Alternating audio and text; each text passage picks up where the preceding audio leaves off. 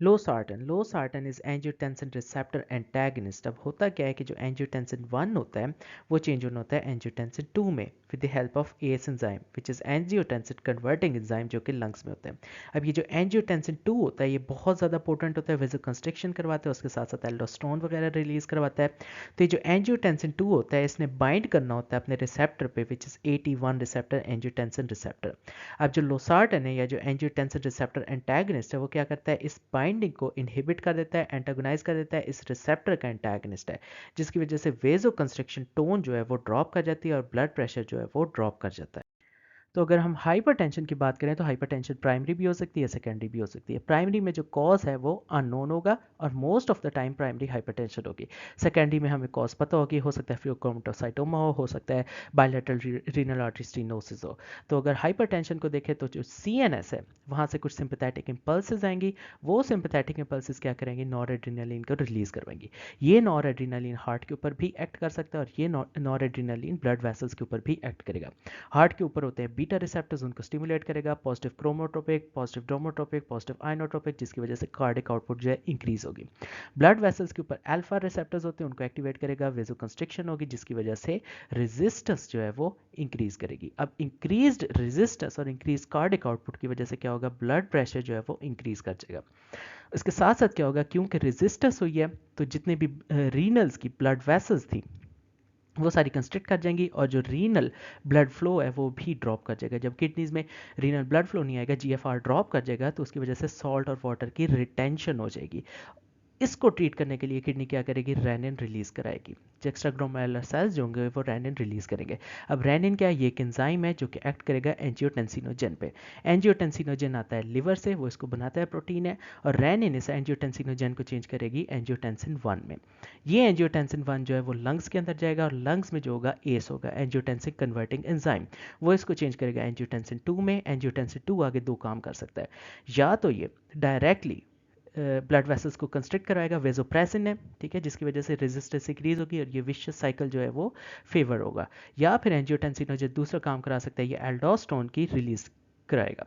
Aldosterone क्या करेगा, ये दो काम करेगा, ये सॉल्ट और वाटर की रिटेंशन करवाएगा, एब्जॉर्ब कराएगा, विच इज अगेन दिस, ठीक है, और ये विशियस साइकिल जो है अगेन प्रोमोट होगा और साथ साथ एल्डोस्टेरोन दोबारा ब्लड वेसल्स को कंस्ट्रिक्ट कराएगा, जो कि अगेन इस विशियस साइकिल को प्रोमोट करेगा।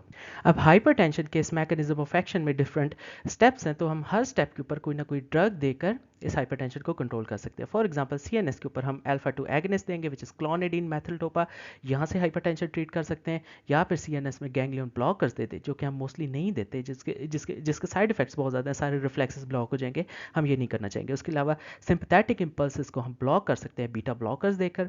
उसके अलावा क्या कर सकते हैं, हार्ट में जितने बीटा रिसेप्टर्स इनको ब्लॉक करेंगे बीटा ब्लॉकर देकर, या फिर हार्ट में जो होगा वो कैल्शियम चैनल ब्लॉकर्स दे देंगे। अब इस केस में जो हम कैल्शियम चैनल ब्लॉकर्स देंगे वो नॉन डाइहाइड्रोपायरिडीन्स होंगे, जैसे वरापामिल और डेल्टायाजिम। ब्लड वेसल्स में क्योंकि अल्फा रिसेप्टर्स है, हम अल्फा 1 सेलेक्टिव ब्लॉकर्स दे सकते हैं, अल्फा ब्लॉकर्स नॉन सेलेक्टिव दे सकते हैं, या फिर कैल्शियम चैनल ब्लॉकर्स। इस केस में जो कैल्शियम चैनल ब्लॉकर्स होंगे they are going to be dihydropyridines. इसके अलावा और क्या कर सकते हैं, नाइट्रिक ऑक्साइड रिलीजर्स कर सकते हैं, हाइड्रोलाइजिन नाइट्रोप्रोसाइड। उसके अलावा पोटाशियम चैनल ओपनर्स दे सकते हैं, फॉर एग्जांपल मिनॉक्सिडिल और डायजॉक्साइड, ये दे सकते हैं। उसके अलावा ये जो रीनल का ब्लड फ्लो डिक्रीज हुआ है इसको हम ट्रीट कर सकते हैं, डोपामीन D1 एगनिस्ट देंगे विच इज फिनोल्डोपाम, रीनल फ्लो जो दोबारा इस्टेब्लिश होगा। उसके बाद क्या कर सकते हैं, जो सॉल्ट और वाटर की रिटेंशन है इसको भी हम ट्रीट कर सकते हैं। किस तरह कर सकते हैं, डायूरेटिक्स देकर। डायूरेटिक्स कौन कौन से हो सकते हैं, थायाजाइड डायूरेटिक्स हो सकते हैं, लूप डायूरेटिक्स हो सकते हैं, पोटाशियम स्पेयरिंग वाले हो सकते हैं, स्पाइरोनोलैक्टोन वगैरह हो सकते हैं।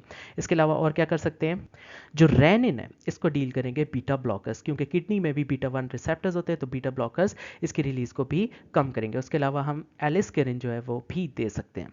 वो फाइनली जो एस एंजाइम है, एंजियोटेंसिन कन्वर्टिंग एंजाइम, इसको भी हम ब्लॉक कर सकते हैं, या तो हम एस इनहिबिटर्स दे दें या फिर आर्ब्स दे दें which are angiotensin receptor blockers. तो इन सारे वेज के थ्रू हम जो है ब्लड प्रेशर कंट्रोल कर सकते हैं। तो अगर इसके फार्माकोकाइनेटिक्स की बात करें, इट इज़ गिवन ओरली। खुद इसकी हाफ लाइफ जो है वो 1 to 2 आवर्स है, और इसका जो मेटाबोलाइट है उसकी हाफ लाइफ 3 to 4 आवर्स है। It does not cause dry cough और एंजियोडीमा। जो एस इनहिबिटर्स हैं वो एंजियोडीमा भी करते हैं और ड्राई कफ भी करते हैं, क्योंकि वो ब्रेडिकाइनिन जो है प्रोड्यूस करते हैं। लेकिन जो आर्ब्स हैं, जो रिसेप्टर ब्लॉकर्स है, वो ना ड्राई कफ करेंगे ना ही एंजियोडीमा करेंगे। क्लिनिकल यूज़ में आ सकते हैं हाइपरटेंशन को ट्रीट करने के लिए, कंजेस्टिव हार्ट फेलियर को ट्रीट करने के लिए, और अगेन नेफ्रोपैथी में भी ये दे सकते हैं। टॉक्सिसिटी या साइड इफेक्ट्स देखें तो हाइपोटेंशन, आपकी वजह से हाइपोटेंशन हो जाएगी, ब्लड प्रेशर बहुत ज़्यादा ड्रॉप कर सकता है, डिजीनेस और हाइपरकलीमिया हो सकता है।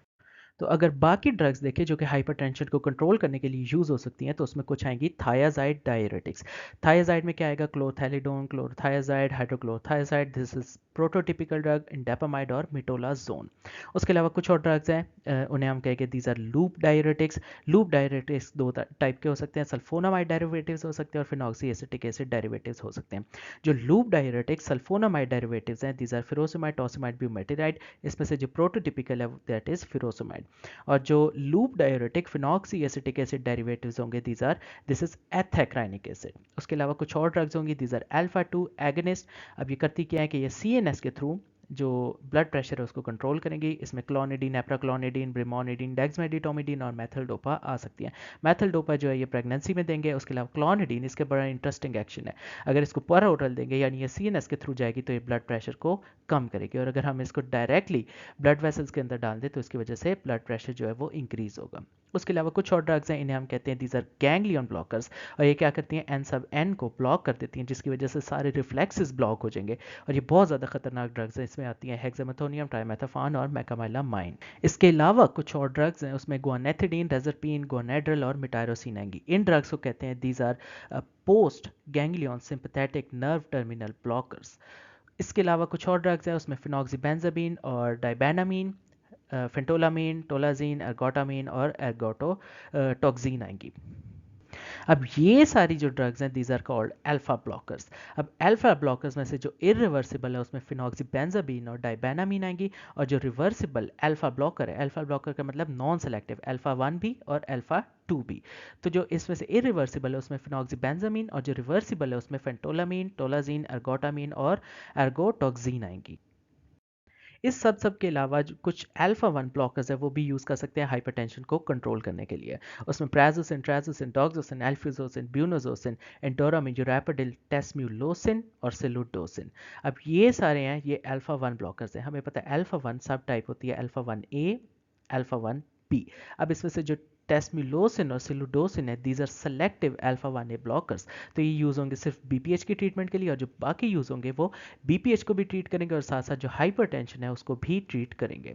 उसके अलावा कुछ बीटा ब्लॉकर्स है, इसकी हमने जनरेशन्स बना लिया। सबसे पहले फर्स्ट जनरेशन जिसे हम कहेंगे non selective beta blockers. Non selective का मतलब ये बीटा 1 और बीटा 2 दोनों रिसेप्टर्स को ब्लॉक करेंगे। इसमें nadolol, propranolol, oxprenolol, penbutolol, sotalol. Sotalol beta blocker भी और साथ साथ एंटी एरिथमिक ड्रग भी है जो कि पोटाशियम चैनल्स को ब्लॉक करेगी। इसके अलावा टीमोलोल, पिंडोलोल और लीवोब्यूनोलोल ये सारी आएगी। उसके अलावा कुछ बीटा ब्लॉकर्स है, they are called second generation beta blockers. These are beta 1 selective, यानी सिर्फ बीटा 1 रिसेप्टर्स को ब्लॉक करेंगी जो कि हार्ट और किडनीज के ऊपर होते हैं। इसमें acebutolol, atenolol, bisoprolol, esmolol, metoprolol आ सकती हैं। उसके अलावा कुछ थर्ड जनरेशन बीटा ब्लॉकर्स हैं, these are vasodilatory, blood vessels dilate करेंगे, and these are non selective, यानी ये अल्फा और बीटा रिसेप्टर्स दोनों को ब्लॉक करेंगे। उसमें कार्बिडिलोल, लेबिटोलोल और कार्टियोलोल आ जाएगी। Then again we have third generation, ये वाली भी वेजोडाइलेटरी है बट दीज आर सेलेक्टिव, और ये सिर्फ बीटा 1 रिसेप्टर्स को ब्लॉक करेंगी। इसमें बिटेक्सालोल, नेबिवोलोल और सेलिप्रोलोल आ सकती हैं।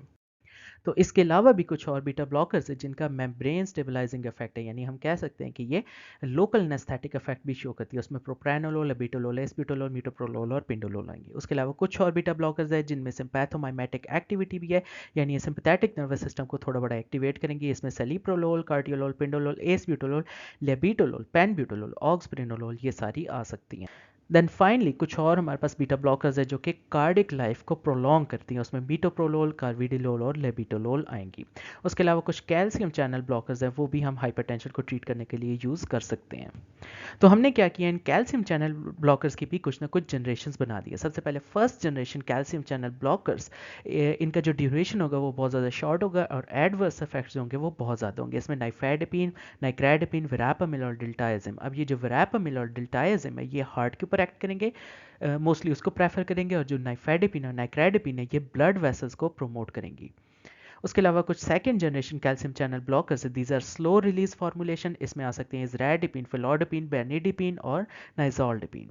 उसके बाद कुछ third generation calcium channel blockers हैं, these are more lipophilic, more stable pharmacokinetics, और इनकी जो टॉलरेंस है हार्ट फेलियर के पेशेंट में वो बेटर है। इसमें आ सकती है एम्लॉडिपिन, एजैल्निडिपिन, एफॉन्डिपिन। उसके अलावा finally fourth generation calcium channel blockers आएंगी, ये ब्लॉक करेंगे एल और एन टाइप के कैल्शियम चैनल्स को, these are with stable activity, और इनके जो एडवर्स इफेक्ट्स हैं वो काफ़ी कम है, ब्रॉड स्पेक्ट्रम है। इसमें आ सकते हैं सिलनाइडिपिन, लरकैनिडिपिन और लेसिडिपिन। तो इस सब के अलावा कुछ और भी एक्स्ट्रा ड्रग्स हैं जो कि हम यूज़ कर सकते हैं हाइपरटेंशन या ब्लड प्रेशर को कंट्रोल करने के लिए। उसके अंदर हाइड्रालाजीन और नाइट्रोप्रोसाइड आ सकते हैं। अब ये दो क्या है, these are nitric oxide releaser. Nitric oxide क्या कराती है, वेजोडाइलेशन कराती है। जब ब्लड वेसल डायलेट होगी तो बीपी जो है वो ड्रॉप कर जाएगा। उसके अलावा मिनॉक्सिडिल और डायजॉक्साइड, ये किस तरह एक्ट करेंगी, these are potassium channel openers. इसके अलावा जो मिनॉक्सिडिल है इसका साइड इफेक्ट है हिस्टिज्म, इसकी वजह से बाल आएंगे। सो हम मिनॉक्सिडिल को यूज़ कर सकते हैं बॉल्डनेस ट्रीट करने के लिए। उसके अलावा फिनोल्डोपाम, फिनोल्डोपाम क्या है, D1 रिसेप्टर एगनिस्ट। अब किडनी की जो ब्लड वेसल्स होती हैं उनके अंदर डोपामीन D1 रिसेप्टर्स होते हैं, फिनोल्डोपामीन एक्टिवेट करता है, जिसकी वजह से ब्लड वेसल्स जो है वो डायलेट कर जाती हैं और ब्लड प्रेशर जो है वो ड्रॉप कर जाता है। और इसके अलावा जो एंजियोटेंसिन रेनिन वाला साइकिल है वो भी कट डाउन हो जाता है। इसके अलावा कुछ एस इनिबिटर्स हैं, these are angiotensin converting enzyme inhibitors. ये क्या करेंगे, एस को ब्लॉक करेंगे। जिस एंजाइम ने एंजियोटेंसिन 1 को चेंज करना था एंजियोटेंसिन 2 के अंदर, वो एंजाइम ही अब ब्लॉक हो गया। सो ना अब एंजियोटेंसिन 2 बनेगा, ना एल्डोस्टेरोन बनेगा, जिसकी वजह से ब्लड प्रेशर जो है वो फॉल कर जाएगा। तो इसकी एग्जाम्पल में आ सकते हैं कैप्टोप्रिल, एनाप्रिल, लिनोसिप्रिल, रैमिप्रिल, क्विनाप्रिल, बेंजाप्रिल, फोसिनोप्रिल। उसके अलावा कुछ हैं आर्ब्स, एंजियोटेंसिन रिसेप्टर ब्लॉकर्स। ये रिसेप्टर को ही ब्लॉक कर देंगे, same like ACE inhibitors, but इनका जो थोड़ा बड़ा एडवांटेज ये है कि इसकी वजह से इसका साइड इफेक्ट कफ नहीं है। ठीक है, ये अगर एस इनिबिटर्स लेंगे तो उसकी वजह से कफ हो सकती है, और आर्ब्स की वजह से कोई कफ नहीं होती।